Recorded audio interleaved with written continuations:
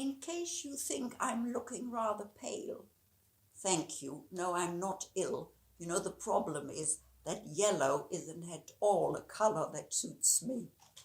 But these days, we all have to show flags, don't we? There is a saying in German that runs like, humor is when you laugh even so.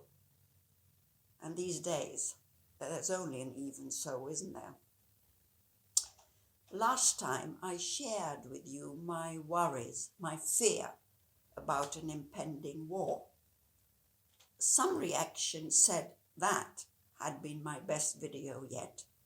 Another thought I was exaggerating. Very unfortunately, my fear was well-founded, too well-founded. These days, a memory came back to me from my childhood, a memory that I would have thought I had forgotten. I was born very shortly after the Second World War, so obviously all the adults in my life were traumatized. We children did not understand that, of course, but there was some dark cloud hanging over our lives in those days, which we couldn't have said why or what it was, but it was there. And it had to do with the adults repeatedly saying, when the Russians are coming. As a child, I had never known or seen a Russian. I didn't know why they would be coming, when they would be coming, if they would be coming. But one thing was clear, and that is what the adults somehow passed on to us, that when they came, it would end in a terrible disaster.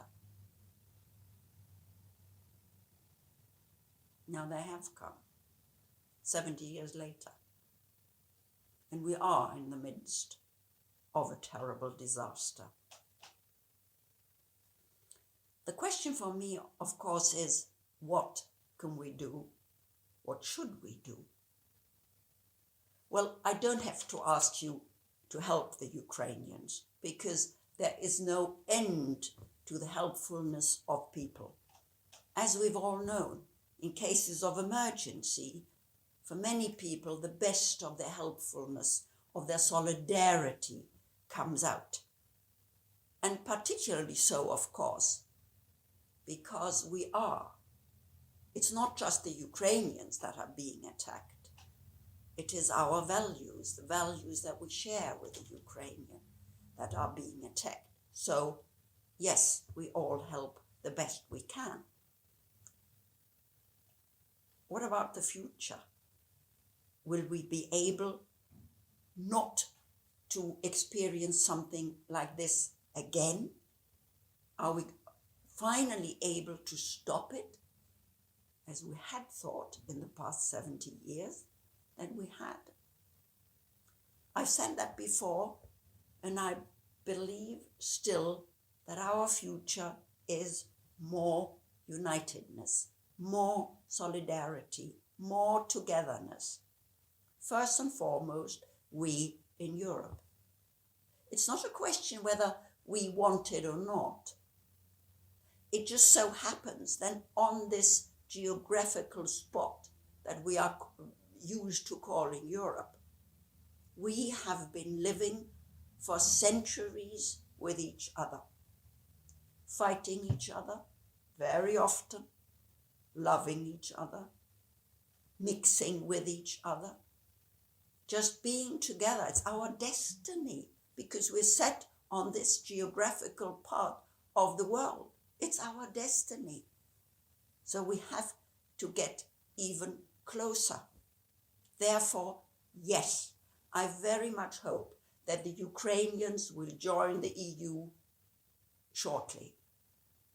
but I'm also waiting for the Norwegians, the Swiss, the Balkan states, and yes, also the British. Okay, I think you will have realized by now, the British, that you've made a mistake here. That's okay. We make mistakes no end, and I can tell you, being German, I know about mistakes, historical mistakes. We all do them. But we have to have the guts to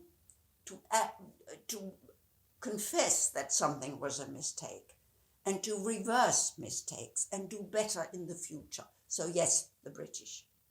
But that's not the end of it. Of course, the Russians and the Belarusians are also Europeans. They sit on that same geographical part of the world as we. Of course, I've read my Tolstoy and listened to Tchaikovsky, like they have read, you name them, the great European authors, sure. And they've learned French when that was the language of the educated. And many a German has learned Russian.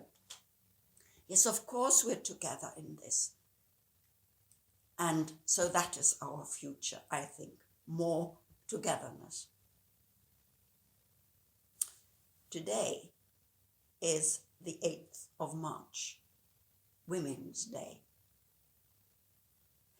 And first, preparing for what I was going to say today, I thought, no, I can't, there's something much more important going on right now.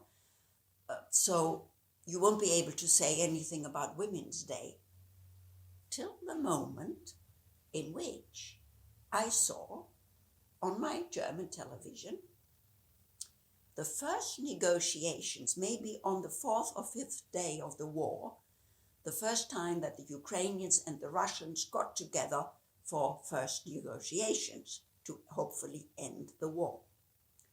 And there was this room where they met on the Belarusian border. And there was this table, and on one side, I guess some 8 Ukrainians sat, and on the other side, the equal number of Russians sat, so another 8. All exclusively men. Do you see what I want to say?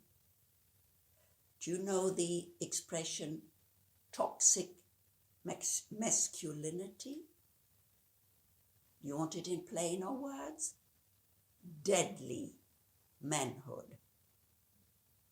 If you ever wanted a picture about this, there it was. It struck me to the bone. What we now need is so-called feminine qualities. We now need people who say, I sympathize with you. I understand you. I accept that you have fears. I have fears too. But let's get together. We don't want to go on this way. We don't want to go on attacking each other, killing each other, being jealous of each other, etc. No, we don't want that. And therefore you need people who are able to own up to mistakes, who may say, I'm sorry about this. I didn't mean to. I apologize. Feminine qualities, or so-called soft skills, if you prefer that expression.